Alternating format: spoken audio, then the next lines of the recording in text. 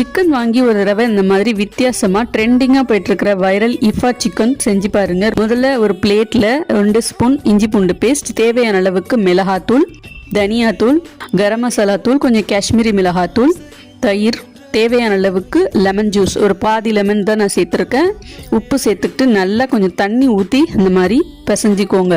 இப்போ பாருங்கள், மசாலா எல்லாம் ரெடி பண்ணிவிட்டு சிக்கன் வந்து நான் இந்த மாதிரி தான் வாங்கியிருக்கேன். இப்போ நல்லா மசாலாவில் இந்த மாதிரி பெரட்டி விட்டுக்கோங்க.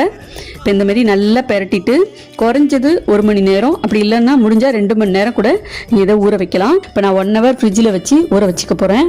இப்போ இந்த மாதிரி ஃப்ரை பேனில் நான் பட்டர் சேர்த்து தான் ஃப்ரை பண்ண போகிறேன்.